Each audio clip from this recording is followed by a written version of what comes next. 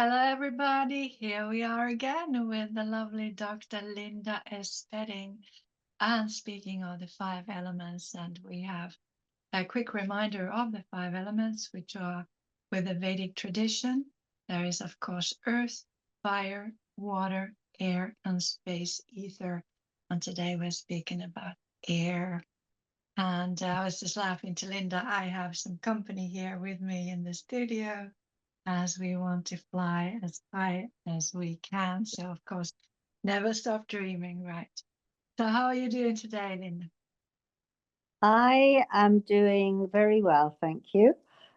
Today would not be a good day for flying here in Germany because it's very foggy. However, the sun's going to come through that fog soon, and it's going to be lovely for walking. But I must say, I take my hat off to you. You're very brave to have him right behind you, who's all, and you don't know what his face is like. My goodness. Anyway, it does remind me so much of the importance of air. And I think did you want to say any more on that, or shall I get going today? Just quickly to say how lovely it is, because every time we see we are in different places, like today, and without flying in the air, it might not be possible for us to be in different places. I'm in a place in the Westerwald. The Westerwald is where there's meant to be the cleanest air in Germany, and I mean, like really clean. And it's for retreat and restoration and all that, largely because of the air quality, actually, funnily enough. Yeah. So I'm in Germany here until about the 8th of October. So it's very nice to feel that I'm in the cleanest air I could imagine. And actually, we've been celebrating in the Vedic tradition, and including today, Navratri, which is the 9-day celebration of what is known as the goddess Durga. Durga means protection, so the protecting female energy. Um, and over the 9 days, there are different forms associated with Durga and celebrated. Today is about the goddess Kali, who is the most powerful destructive, but in a for positive reasons, energy to get rid of all the negativity. And there's a color associated with Kali, and that's orange. And orange is for warmth and and positive energy, basically. So today I thought I'd just honor that by seeing you and while you're in your cool, calm blue. But I'm also in blue.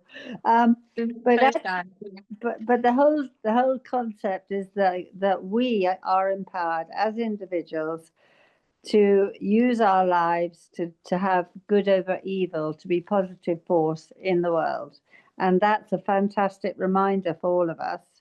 And also it's a reminder that many of the forces for good, including all the five elements, have both visible and invisible power. So for example, air, we without air we wouldn't be alive, we wouldn't be able to breathe, we wouldn't have um, any oxygen. Air is filled with, as we know, different elements, but we breathe in the oxygen and breathe out the carbon dioxide, and we all of this chemical activity is going on without us doing anything. It's all thanks to Mother Nature and to creation, the power of creation. Now, this is truly being proven by human beings in the science and metaphysics and so forth, but it has been there and understood by sages and the wise ones for centuries. So without air, this air in the Sanskrit term is prana, and prana, when we do meditation or we do pranayam, that is a reminder that without air, we wouldn't exist. So we have so the air is also visible on in certain ways. For example, when we see the everything move through the wind, the force of the wind, that is in Sanskrit Vayu, and that's an element that we honor because we can see movement of animals, creatures, everything in accordance with the Vayu and the wind power. So it's an exciting element actually.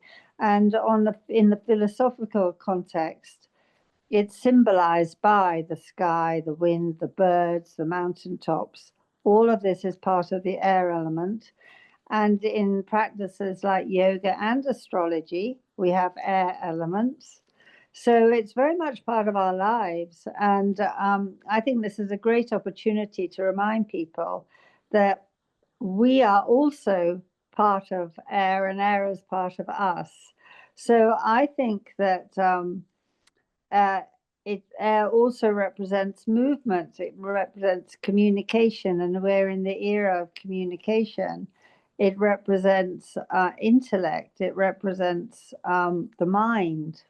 So all of these aspects, which I have learned basically through going deeper into philosophy, I think would be fantastic to teach at a very young age because it's invisible, and we only see its repercussions or effects.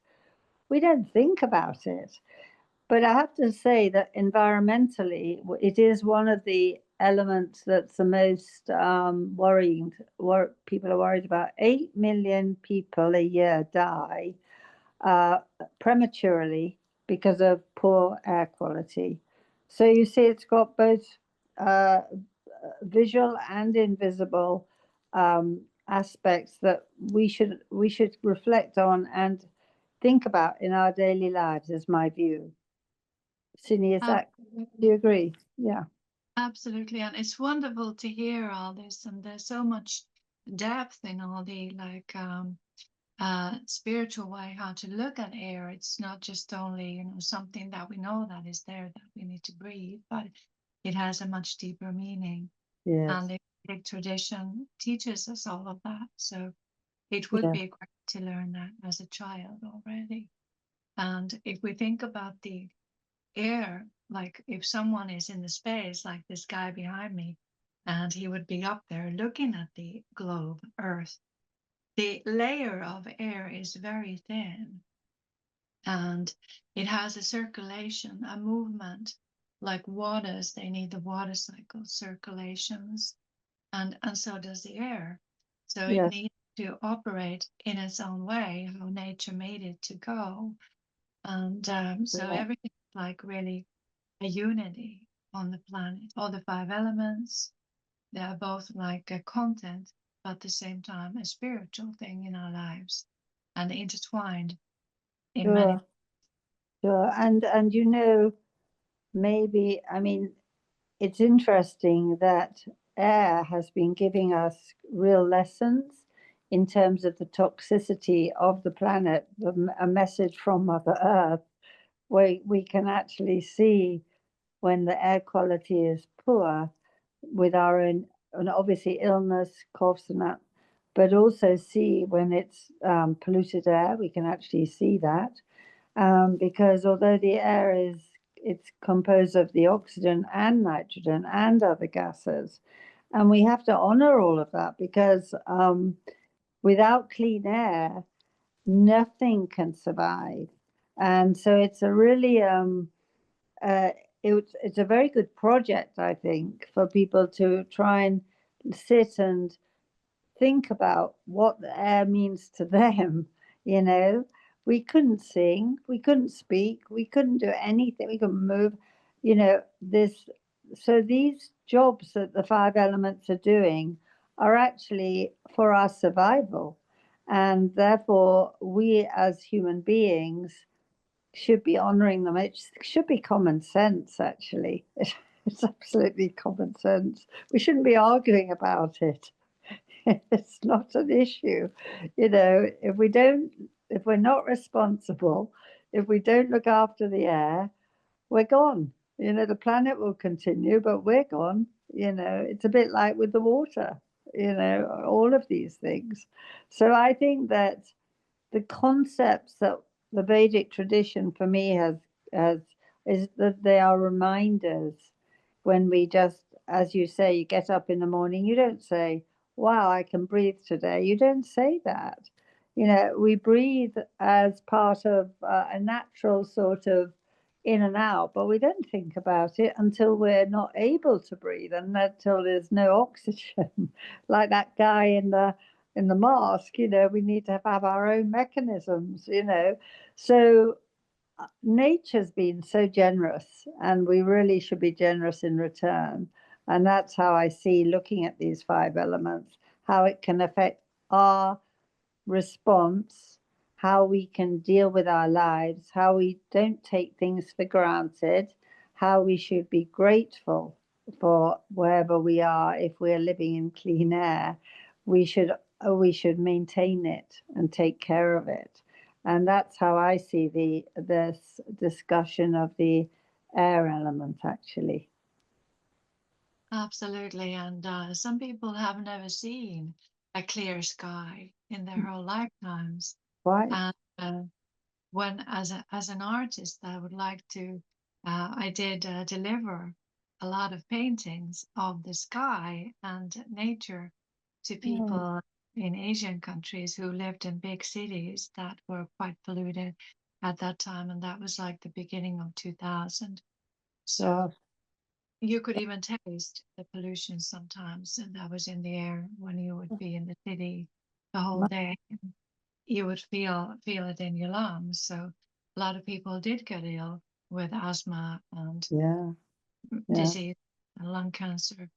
But in general, like if we feel okay, we're out of breath, it's also a whole like physical way, to be social way. Like if I'm out of breath, I can't really express myself.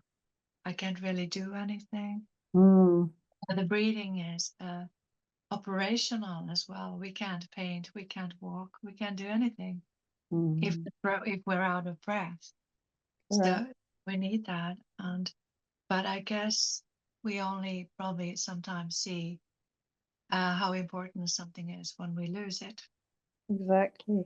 It's a like that. crisis. Yes, like a crisis.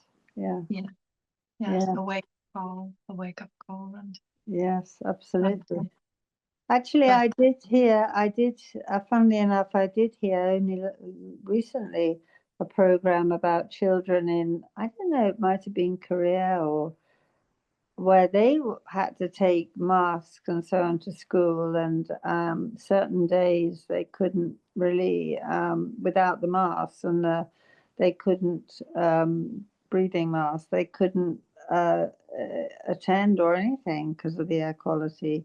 That is, and they were almost accepting it as normal life. That is not where we want to go. We want to be able to see the clear sky.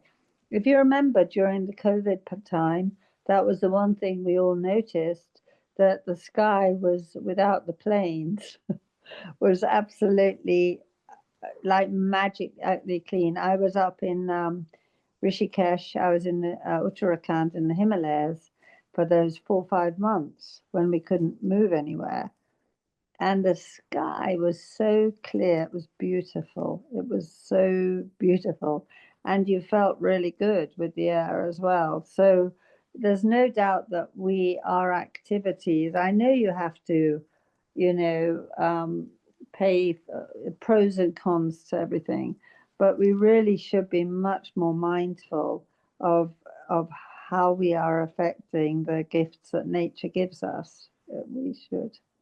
absolutely, and it can be like a little idea in a project or a new way to think. Like I'll just take an example with totheoceans.com, which is the oceans program that we know Yeah. that I on.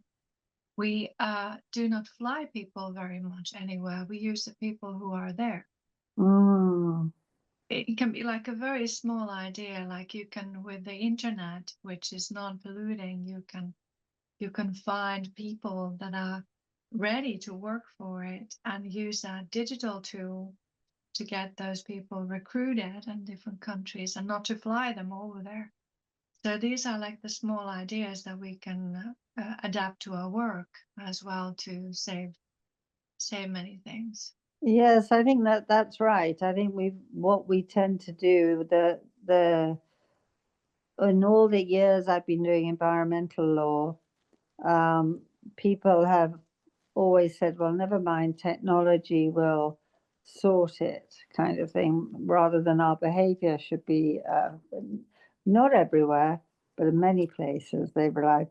And the problem now with the whole era we're in of technology and AI and all that, is that these data centers that will be needed, that will people, will be part of a way of life, require so much energy that we'll have to think carefully. I mean, like nuclear energy and all that, to have these data centers, because human beings as a species, they want what they want, it seems, and that we have to sort of put a little break on that and really think through what about our future generations?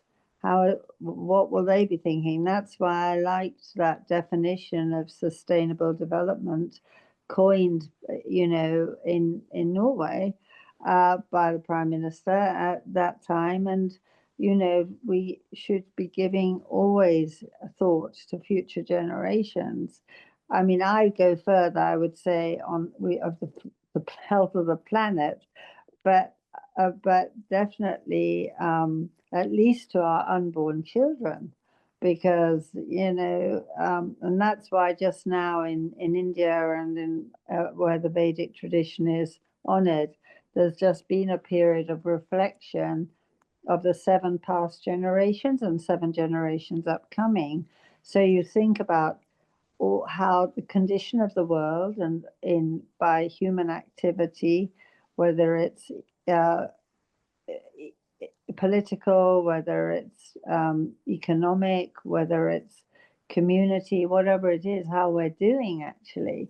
And I think this discussion of the elements is very good as a focus to think about, let's engage more with elements. Let's not think of them, as we said, as fearful factors, like not just think about, oh, the air element and storms, for example, or bio.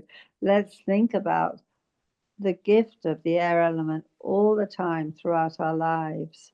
That's, I think, the positive way we should be coexisting with all of these and be beneficial to the elements rather than the other way round. It should be give and take.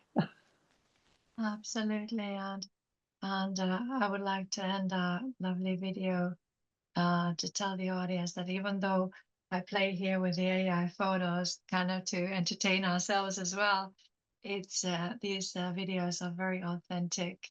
That we wanted two people of work. We have both with Linda our careers. We want education. We want promotion, many things, but we wanted these videos to be very authentic in the way that it doesn't really matter if things are not perfect or the voices are not perfect or the photo is not perfect, but so that the audience can be present with us Yeah, here, like they would be sitting in the living room with us. So, and exactly. And to inspire thought and engagement and ongoing debate, it would be lovely. Yeah. Thank you very absolutely, much, Sini. Thank you. absolutely. Thank you, Linda, so much. And we hope that people will Google more about the Vedic tradition of the 5 elements and teach their children all this content because it's really, really inspiring at the same time as educational. And Well, they yeah, can tune into Eni's world as well. And absolutely. yeah, Absolutely. And to all of you who don't know Linda Spedding before, she's a profound lawyer on 3 continents, but also has a great program, enisworld.com, which is for children's sustainable thinking, yogic practice, teaching children, children's books, and soon to be sustainable toys and much more. So thank thank you, you Linda, so again. much for Thank you, today. Sini. Thank you. Bye.